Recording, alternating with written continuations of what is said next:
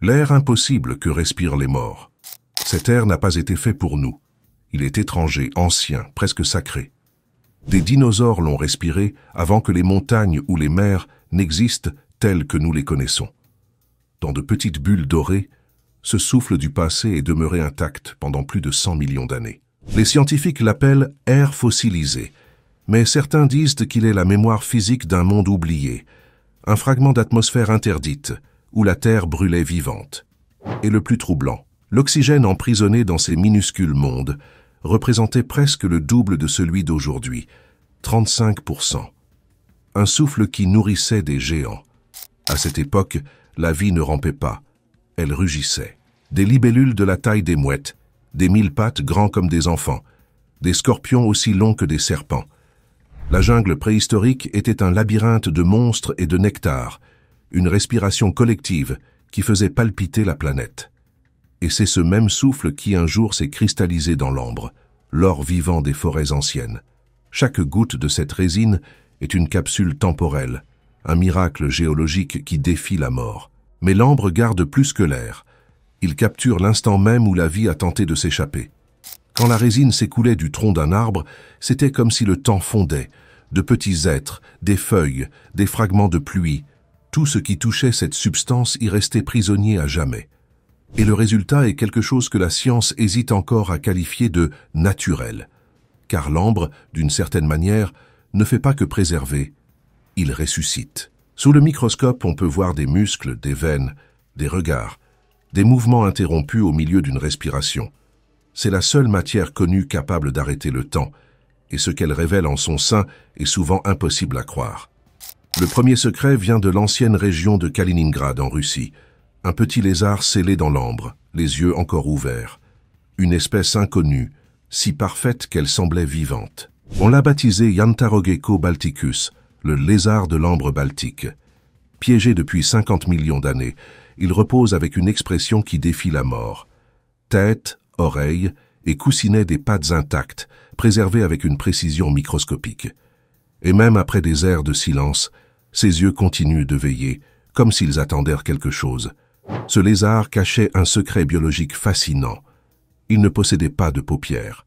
Ses yeux étaient recouverts d'une fine pellicule transparente qu'il nettoyait avec sa langue. Un comportement encore présent chez certaines espèces modernes. Un pont vivant entre le passé et le présent.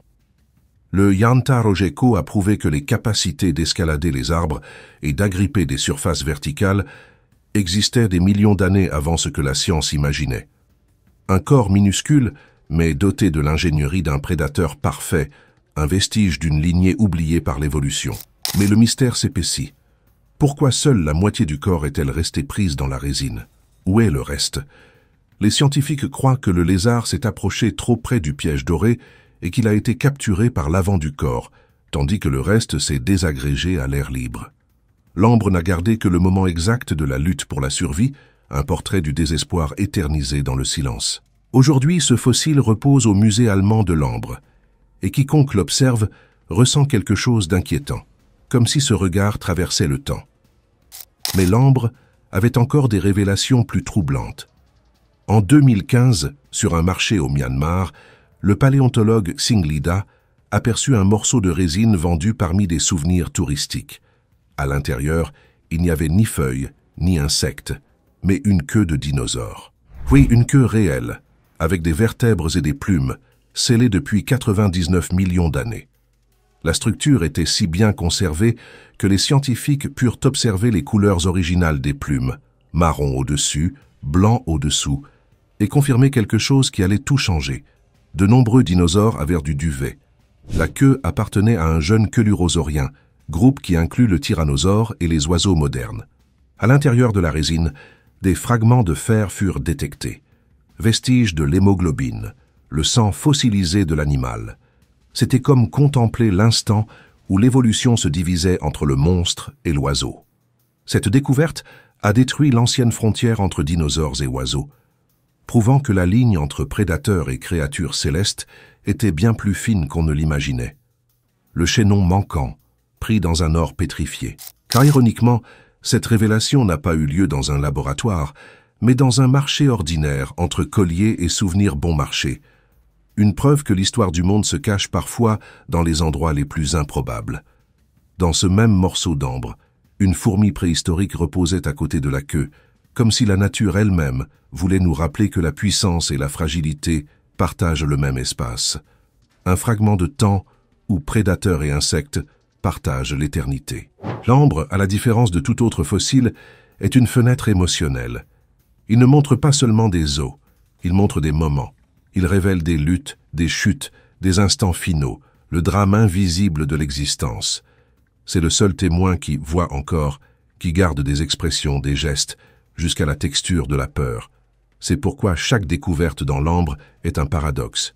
Elle ne parle pas de la mort, mais de ce qui tente encore de vivre. Dans ces pierres, le passé respire. Et ce qu'il murmure n'est pas toujours ce que nous espérions entendre. Les créatures qui n'auraient jamais dû exister. L'ambre n'est pas seulement un miroir du passé, c'est un piège divin, capable de capturer des instants que l'évolution a tenté d'effacer. C'est ainsi qu'il y a 127 millions d'années, un petit oiseau carnivore s'est retrouvé emprisonné dans la résine, éternisé dans une posture qui défie le temps lui-même. En 2017, des paléontologues ont révélé ce fossile au Myanmar.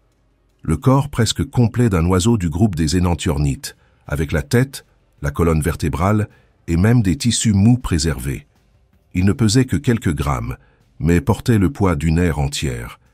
Il avait des dents aiguës dans un bec, un minuscule prédateur, mélange de moineau et de lézard, qui naissait déjà couvert de plumes et prêt à voler.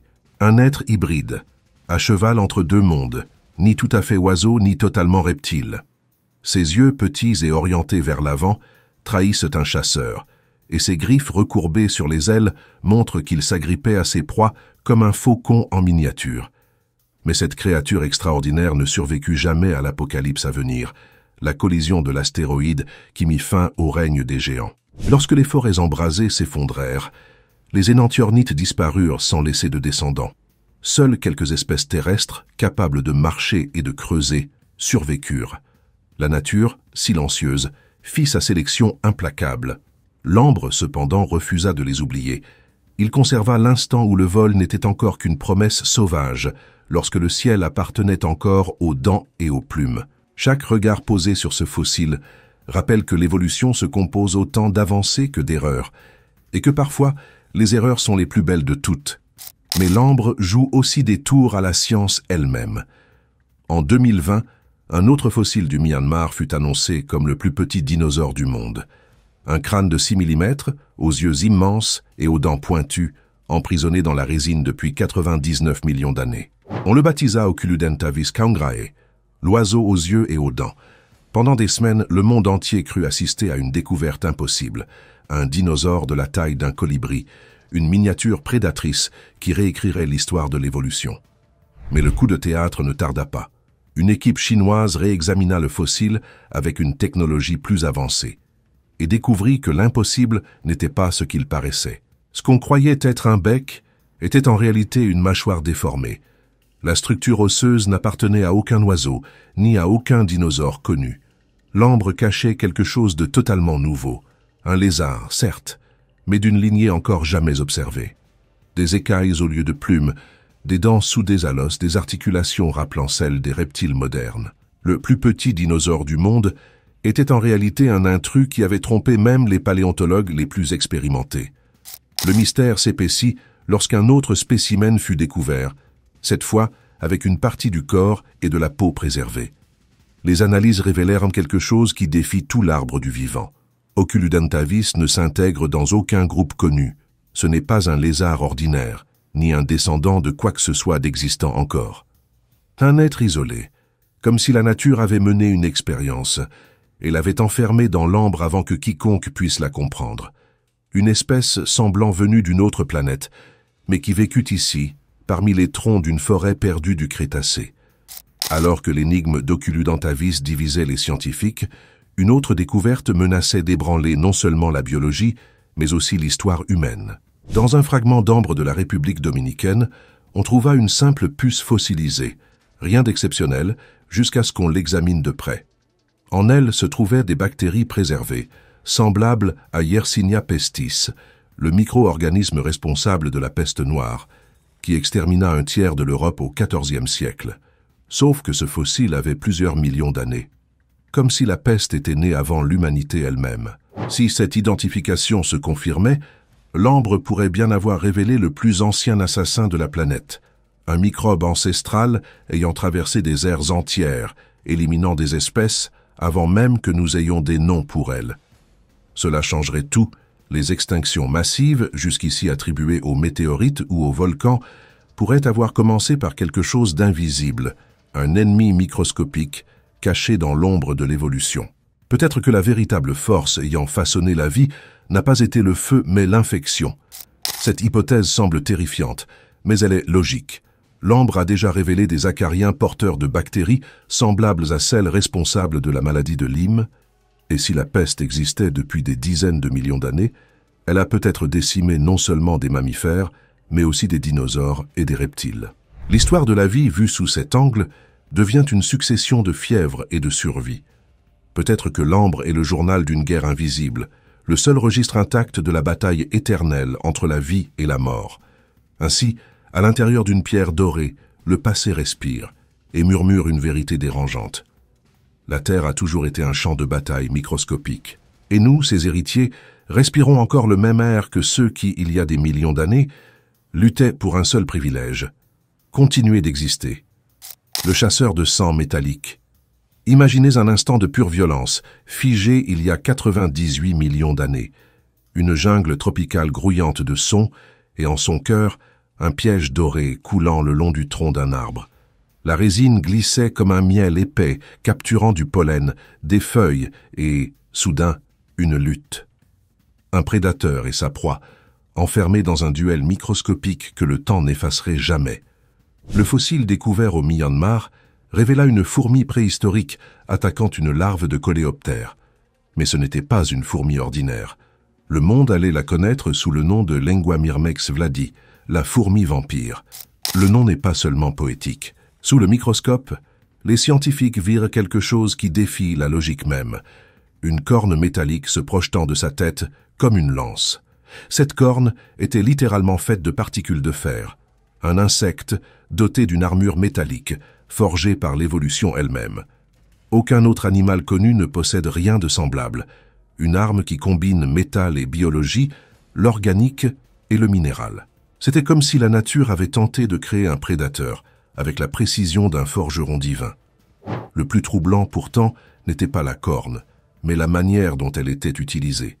La Lengua myrmex vladi possédait des mandibules verticales, qui se refermaient vers le haut comme un piège à ours. Quand la proie touchait les poils sensoriels de sa bouche, les mandibules se verrouillaient violemment, perforant le corps de la victime. L'hémolymphe, le sang des insectes, s'écoulait à travers les canaux de la corne jusqu'à sa bouche. Cette créature buvait littéralement ses ennemis. Une machine prédatrice de seulement 5 mm, aussi précise qu'un bistouri et aussi mortelle qu'un prédateur 1000 fois plus grand. Mais l'ambre ne révéla pas seulement l'anatomie, il captura l'acte lui-même. La larve de coléoptère, recourbée et emprisonnée entre les mandibules, éternisa l'instant de la mort. C'est l'une des scènes de prédation fossilisée les plus rares de l'histoire, comme si quelqu'un avait mis le temps en pause à la seconde exacte où la vie et la mort se sont touchées. La Lengua myrmex vladi disparut il y a des millions d'années, mais son image demeure vivante. Une fourmi forgée dans le fer, chassant sous un soleil doré qui ne se lèvera plus jamais. La structure métallique de la corne reste un mystère. D'où venait le fer? Comment s'était-il intégré au corps d'un insecte? Certains chercheurs croient que cette espèce absorbait le métal du sol, l'incorporant à son exosquelette comme moyen de défense et d'attaque. D'autres suggèrent une hypothèse encore plus audacieuse, que ce fer aurait une origine extraterrestre, apportée par des météorites tombant fréquemment durant le Crétacé. Dans ce cas, la Lengua myrmex vladi serait littéralement le premier être terrestre à porter une arme faite des étoiles. Et si cette hypothèse semble fantasque, souvenez-vous, on a déjà trouvé des concentrations anormales de fer météoritique dans des fossiles d'animaux et de plantes de la même époque. Dans l'ambre, la frontière entre mythe et science est toujours fragile. C'est pourquoi il fascine tant, non seulement parce qu'ils préservent la biologie, mais aussi le mystère. Ils nous poussent à nous demander si l'évolution est vraiment aléatoire, ou s'il existe quelque chose de plus grand, guidant le chaos avec un dessein. Car rien dans une fourmi vampire métallique ne semble être un simple accident. Pendant ce temps, un autre fragment d'ambre révèle une scène d'une sérénité saisissante. 4 petites grenouilles, piégées côte à côte, comme si le destin les avait alignées pour raconter une histoire. La découverte, datée de 99 millions d'années, révéla une nouvelle espèce, Electrorana limoae. Chacune mesurait à peine 2 cm, mais le niveau de préservation est stupéfiant. Des crânes avec dents, des pattes repliées, jusqu'à des traces de peau. Pour la première fois, la science put observer un amphibien du Crétacé comme s'il était mort hier. Ces grenouilles vivaient dans des forêts humides, et l'ambre permit de reconstituer chaque détail de leur environnement. Fragments de feuilles, pollen, et même un coléoptère partiellement digéré, peut-être leur dernier repas. L'instant fut figé en plein saut, comme si l'univers avait capturé le mouvement avant qu'il ne s'achève. Electrorana limoae nous rappelle que le temps ne fait pas que tuer, il collectionne. Et parfois, il le fait avec une délicatesse cruelle. Mais l'ambre garde un autre type d'histoire, non seulement celle des créatures, mais aussi celle des émotions. Dans un fragment rare, une mère araignée fut découverte protégeant ses petits. Elle fut prise dans la résine alors qu'elle gardait un sac d'œufs, et ses nouveau-nés reposaient à ses côtés. Le fossile appartient à une famille éteinte, appelée Lagonomegopidae, dont les yeux brillaient à la lumière comme ceux des chats modernes. Imaginez, une mère fossilisée dans l'acte de protéger la vie, emprisonnée par un arbre qui pleurait des larmes d'or. Cette scène est plus qu'un simple enregistrement paléontologique. C'est un souvenir universel, un instinct si ancien qu'il a traversé des millions d'années sans changer. L'ambre, dans ce cas, n'a pas préservé une espèce, il a préservé l'amour. La preuve que même à l'ère des monstres, existait la tendresse, le soin et le sacrifice. Et lorsqu'on observe ce fossile, il est impossible de ne pas ressentir le poids silencieux de ce qu'il représente, que l'élan de protéger ses enfants est plus ancien que toute civilisation. Dans chaque fossile, l'ambre nous enseigne quelque chose de différent. Dans le lézard, la persistance. Dans l'oiseau aux dents, la transition. Dans la fourmi métallique, la terreur. Dans les grenouilles, la fragilité. Et dans l'araignée, l'empathie. Chaque goutte est un chapitre du plus ancien livre du monde, un livre qui n'a pas été écrit avec des mots, mais avec de la résine et de la lumière. Un livre qui est encore en cours de déchiffrement, et qui peut-être ne sera jamais complètement compris, car l'ambre ne raconte pas des histoires simples, il garde ce qu'il reste des rêves de la Terre. Les immortels du temps et les fleurs qui ont survécu au feu. Certains fossiles trouvés dans l'ambre ne révèlent pas des créatures éteintes, mais des êtres qui ont refusé de mourir. Dans le nord de l'Italie, dans les montagnes des Dolomites, une équipe de géologues a découvert des fragments d'ambre datant de 230 millions d'années. À l'intérieur, de minuscules acariens de 2 mm demeuraient intacts. Et le plus stupéfiant, ils étaient identiques à ceux qui vivent aujourd'hui. Même corps segmenté, même griffes microscopiques, même anatomie parfaite pour parasiter les plantes. Rien n'avait changé. C'était comme si le temps avait renoncé à les toucher. Ces acariens appartenaient à la superfamille des Eriophioidea, la même qui provoque aujourd'hui des déformations sur les feuilles de vigne, de pin et de graminées. Ils vivent cachés sous la surface des plantes et malgré leur simplicité, ont résisté à des catastrophes qui ont anéanti des empires biologiques entiers. Ils ont survécu aux dinosaures, aux ères glaciaires et même aux impacts cosmiques. Tandis que des civilisations naissaient et disparaissaient, eux restaient immobiles sur la ligne de l'évolution, trop parfaits pour avoir besoin de changer. La nature, parfois, ne crée pas des vainqueurs, elle crée des survivants silencieux. Les scientifiques appellent cela la stase évolutive, lorsqu'une espèce atteint un équilibre si efficace que le temps n'a plus rien à corriger. Mais certains y voient davantage, un motif qui se répète dans certaines lignées, comme si une intelligence ancestrale avait façonné la biologie, puis l'avait simplement laissée fonctionner. L'ambre, en révélant ses fossiles identiques à ceux d'aujourd'hui, lance une provocation dangereuse. Et si certaines formes de vie n'étaient pas le produit du hasard, mais les fragments d'une ingénierie antérieure à l'être humain lui-même. Le paradoxe continue lorsque nous regardons les plantes. En Asie du Sud-Est, dans des fragments d'ambre birmane, on a trouvé 2 fleurs presque intactes, Valeria prisca et Fletia piobarus, si délicates que chaque pétale semblait à peine ouvert. Et le plus curieux, le genre Flesia existe encore aujourd'hui, fleurissant en Afrique du Sud, les mêmes formes, les mêmes couleurs, la même structure ayant survécu à 99 millions d'années de destruction et de renaissance. Des fleurs immortelles défiant l'oubli. Ce que l'ambre a révélé, c'était plus que de la beauté, c'était une stratégie. Dans le même fragment que les fleurs, on trouvait des cendres et des traces de charbon végétal, indiquant que les incendies de forêt étaient courants à cette époque. Et, chose surprenante, les Flesia modernes fleurissent également dans des régions sujettes au feu. Leurs graines résistent aux flammes et germent mieux dans un sol brûlé, ce qui signifie que ces fleurs ont évolué non pour éviter le feu, mais pour renaître de lui, comme si l'enfer n'était qu'une partie du cycle de la création. Cette résistance ancestrale a éveillé un débat entre botanistes et géologues. L'environnement du Crétacé, chaud, humide et saturé d'oxygène, a-t-il engendré des plantes aux propriétés presque indestructibles? Ou bien ces espèces portent-elles dans leur code génétique quelque chose qui transcende la sélection naturelle? Une mémoire de la planète? La Flesia piobarus, scellée dans l'ambre, semble sourire en silence, gardant un secret trop ancien pour être révélé. Un secret que le feu a tenté de détruire, mais que la résine a protégé. Et il y a une ironie dans tout cela. Le même élément qui a anéanti des forêts entières, le feu, est celui qui révèle les fleurs qui lui ont survécu. L'ambre, formé à partir de la résine chauffée et durcie, est en essence un produit de l'incendie lui-même. Ainsi, ce qui détruit préserve aussi. Un paradoxe parfait de la nature. La chaleur qui tue est la même qui immortalise. Et c'est dans ce cycle de destruction et de renaissance que l'ambre devient plus qu'un fossile. Il est le symbole même de la vie. Entre les acariens immortels et les fleurs qui défient le feu, l'ambre nous présente une histoire qui semble écrite par quelque chose de plus grand que le hasard. Un lien invisible unit tous ces êtres, la quête de la continuité. Rien n'est plus divin que la persistance. L'ambre, silencieux, est le témoin de cette obstination cosmique, le désir de demeurer. Peut-être qu'au fond, l'ambre ne préserve pas des corps, mais des volontés de résister, d'exister, de traverser l'impossible. Et c'est pourquoi, en observant une goutte d'ambre, tu ne vois pas seulement le passé, tu contemples la négation même de la mort.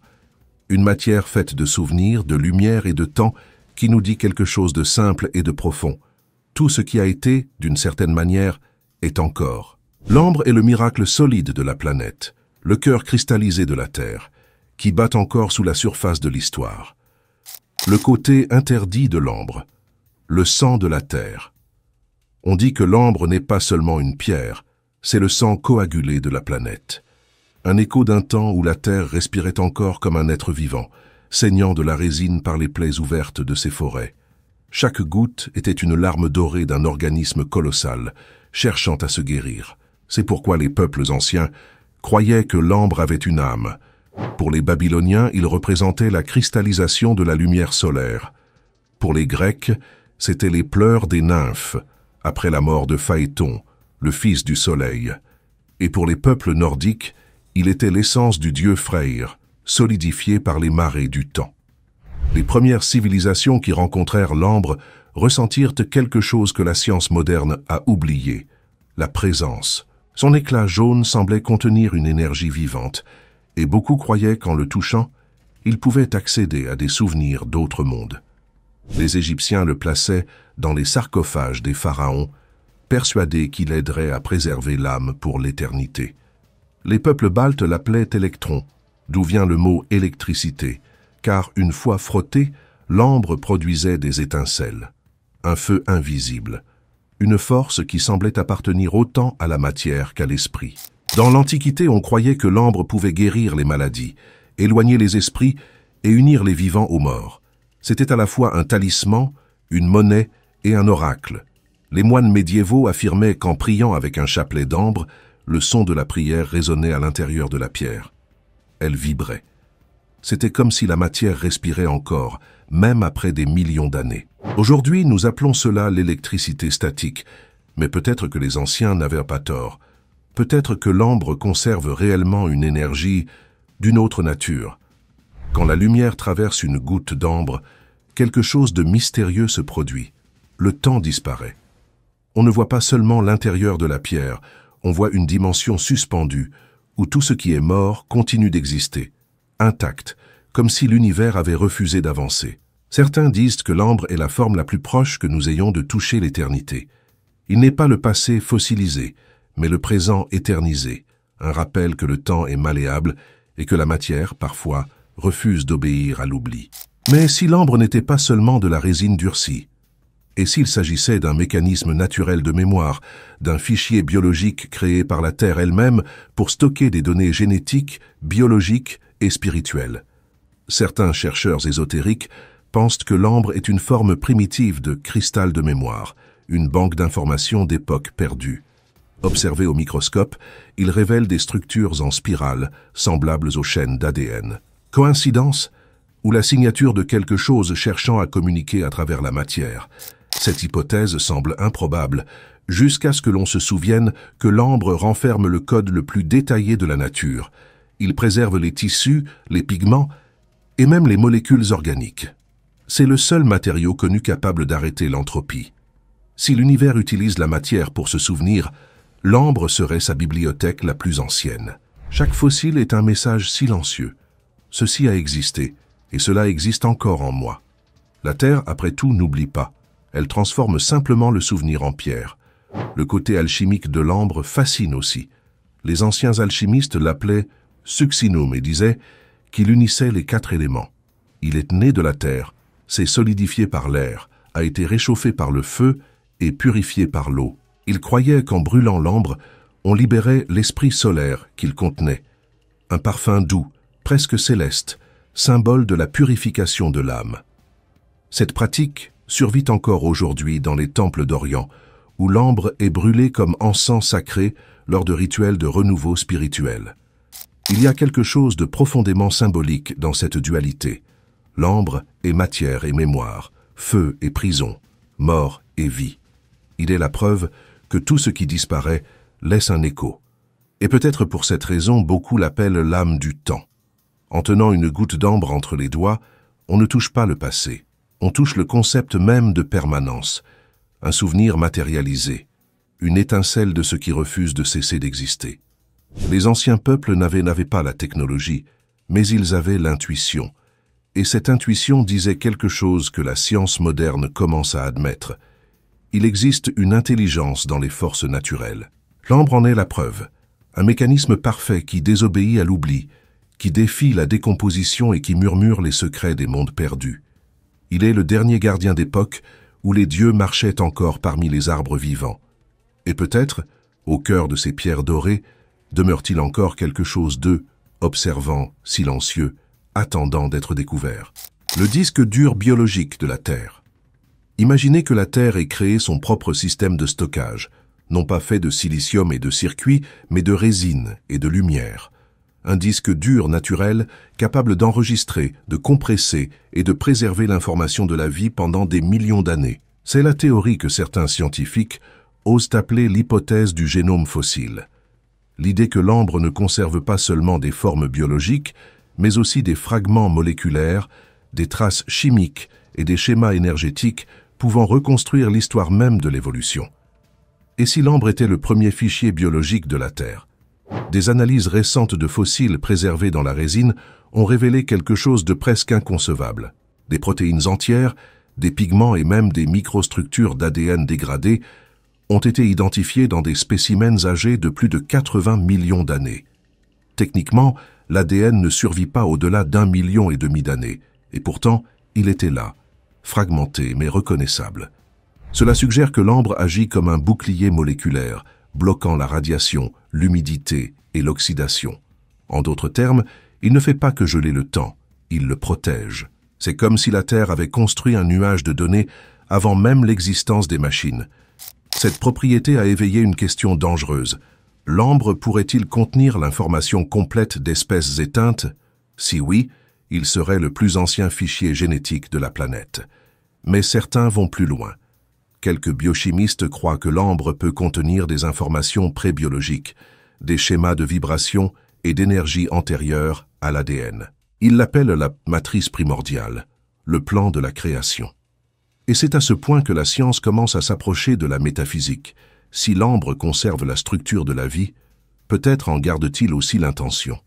Curieusement, certains échantillons d'ambre analysés par spectroscopie de haute précision montrent des fluctuations électromagnétiques, comme si la pierre émettait un faible champ d'information. Les fréquences varient selon l'arbre qui a produit la résine, et dans certains cas, semblent répondre à des stimuli électriques externes. Cela a conduit les scientifiques à tester une hypothèse presque absurde. L'ambre pourrait-il transmettre des données biologiques? En laboratoire, de micro-impulsions électriques ont été appliquées à des fragments contenant des insectes, et des capteurs ont détecté de très subtiles variations, des échos électriques d'une biologie morte. Mais il existe une piste de recherche encore plus audacieuse. Certains astrobiologistes suggèrent que l'ambre pourrait être en partie d'origine extraterrestre. Pendant le Crétacé, la Terre a été bombardée par des micrométéorites riches en carbone et en hydrocarbures complexes. Si une partie de ces substances s'est mêlée aux forêts résineuses, alors l'ambre serait littéralement une fusion entre la vie terrestre et la poussière des étoiles. Un hybride géologique unissant l'organique et le cosmique, une arche biologique planétaire. L'idée est controversée mais fascinante. Et si, à l'intérieur d'une goutte d'ambre, se trouvait l'enregistrement chimique de mondes qui nous ont précédés? La connexion cosmique se renforce avec une autre donnée énigmatique. Dans des fragments d'ambre baltique, on a détecté des nanoparticules métalliques dont la composition est identique à celle des météorites de type chondrite, fer, nickel et iridium dans des proportions absentes sur Terre. Ces particules apparaissent disposées selon des motifs symétriques, presque géométriques, amenant certains physiciens à suggérer qu'elles se sont formées sous des champs magnétiques intenses, peut-être durant des collisions célestes. Si cela est vrai, chaque goutte d'ambre serait une signature d'impact entre des mondes. Et si l'ambre était plus qu'un fossile, un messager, un moyen naturel de transmission de la mémoire planétaire? Pensez-y, il naît d'un arbre, mais survit au feu, à la glace et au temps. Il garde en lui l'histoire de forêts entières et de créatures que nous ne connaîtrons jamais. Si la nature avait une manière d'envoyer un message vers le futur, ce serait sans doute ce format, beau, résistant, intouchable. Un coffre transparent flottant entre les airs. Peut-être que l'ambre est le premier exemple d'une technologie naturelle auto-archivante, si avancée que nous ne la reconnaissons pas encore. La biologie crée, le temps détruit et l'ambre préserve. Cet équilibre est si précis qu'il semble intentionnel. C'est la planète écrivant sa propre biographie, une biographie que nous commençons à peine à déchiffrer.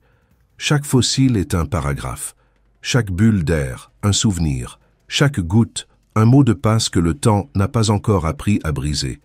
Et si, un jour, nous parvenions à lire complètement ces archives, non seulement biologiquement, mais énergétiquement, nous découvririons peut-être que la Terre garde son propre langage. Un langage de lumière pétrifiée, vibrant en silence depuis 100 millions d'années. Peut-être que l'ambre n'est pas seulement le sang de la planète, mais sa voix, une voix ancienne qui résonne encore, attendant d'être entendue. Le message de l'ambre, le temps ne meurt jamais. L'ambre n'est pas seulement un fossile, c'est un message chiffré, une langue que la Terre a écrite bien avant que nous apprenions à lire. En lui réside une vérité troublante. Le temps n'est pas une ligne mais une spirale. Le passé ne disparaît pas, il ne fait que changer de fréquence. Et chaque fragment d'ambre est une antenne, captant les échos de mondes qui vibrent encore dans les profondeurs de la planète. Peut-être est-ce pour cela que celui qui le contemple ressent quelque chose d'inexplicable, une douce mélancolie, une intuition ancestrale que cela ne devrait pas être mort. Car en vérité, ça ne l'est pas. Chaque bulle d'air, chaque aile préservée, chaque pétale cristallisé est un témoignage de l'obstination de la vie. L'ambre est ce qui reste lorsque tout le reste disparaît, le triomphe de la mémoire sur l'oubli, de la forme sur la décomposition, de la lumière sur l'obscurité. Mais il est aussi le rappel de la fragilité de toute chose existante. toute éternité commence par un instant, et l'ambre est l'éternité d'un instant. Le moment exact où une goutte est tombée a emprisonné un être vivant et a décidé qu'il ne mourrait jamais. L'ambre est aussi un miroir. Il reflète notre propre nature, des créatures qui tentent de résister à l'oubli.